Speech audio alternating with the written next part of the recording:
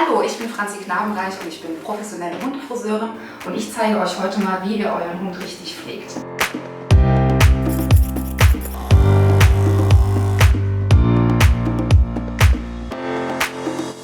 Das ist Labradoodle Max und bei dem Labradoodle ist die Besonderheit, dass er wirklich nur eine Fellschicht hat. Das heißt, er hat kein Trimmfell, sondern hat volle Kanne alles von einem Pudel mitbekommen. Den kann man ohne Bedenken scheren, aber wichtig ist natürlich, das Fell muss sauber sein, es muss trocken sein, es muss gut aufgebürstet sein.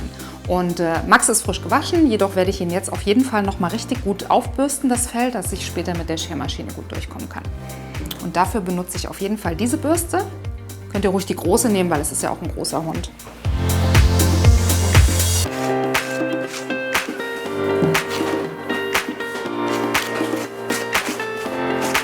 Und hier sieht man schon, wie sich die Struktur auch durchs Bürsten verändert und das Fell kriegt einen guten Stand, dass wir später gut mit der Schermaschine arbeiten können.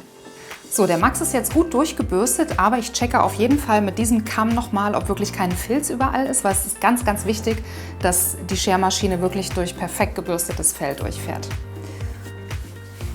Und der Kamm ist wirklich sehr, sehr gut, um das alles nochmal zu checken. Und das sieht sehr gut aus.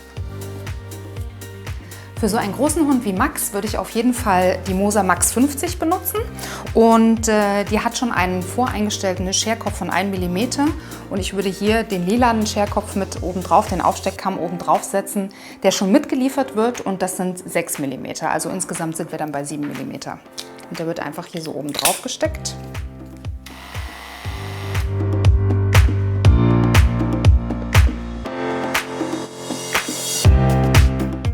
Das Tolle an der Maschine ist, die ist sehr leicht und sehr leise und ich würde beim Max jetzt erstmal komplett den Körper abscheren damit.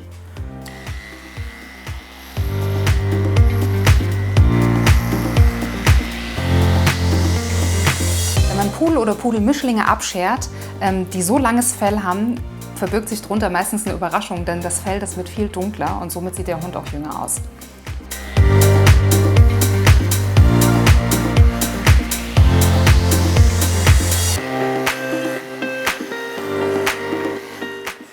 Auch hier ist wieder wichtig, dass man das Fell immer wieder gegen den Strich aufkämmt oder bürstet und nochmal mit der Schermaschine drüber geht, weil nur so kommt man ein perfektes Ergebnis.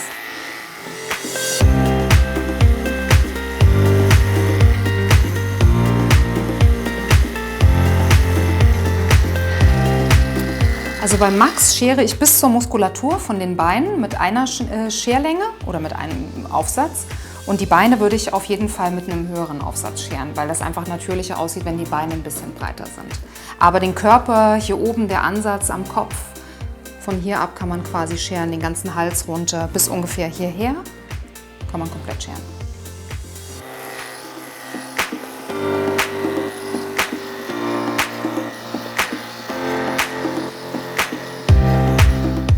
Bei der Max 50 kann man den Scherkopf super easy wechseln, wenn ihr mal eine andere Schnittlänge haben wollt. Und zwar klickt ihr den einfach so ab. Wichtig ist, wenn man den Scherkopf drauf macht, immer Schermaschine an. Der Körper von Max ist jetzt fertig. Der Vorteil bei der Moser Max 50 ist, dass 2 verschiedene Aufsteckkämme mitkommen. Einmal in Länge 6 mm, damit habe ich den Körper gemacht.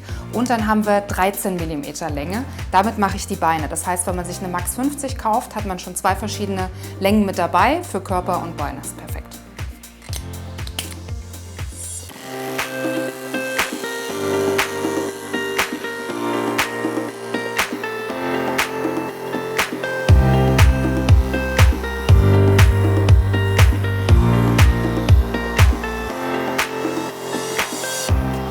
Für das Pfotenausscheren beim Max nehme ich auf jeden Fall die Arco. Die ist leicht im Handling und hat einen recht großen Scherkopf. Das ist super für die großen Pfoten.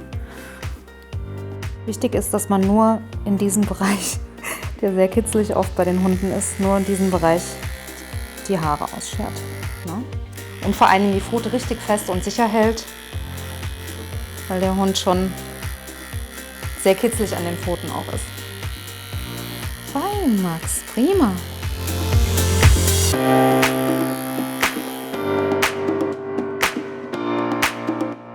Die Rute würde ich auf jeden Fall auch mit den längeren Aufsteckern machen. Und da geht man einfach ganz leicht nur über die Spitzen drüber und kann es so ein bisschen shapen.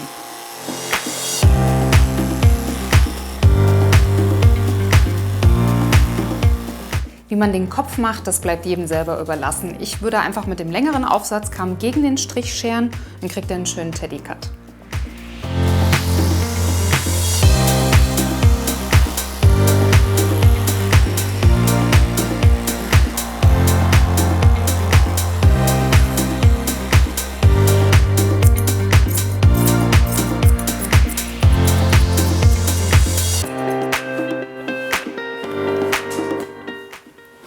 So, der Max ist jetzt fertig und ich danke euch fürs Zugucken. Ach Gott, prima gemacht.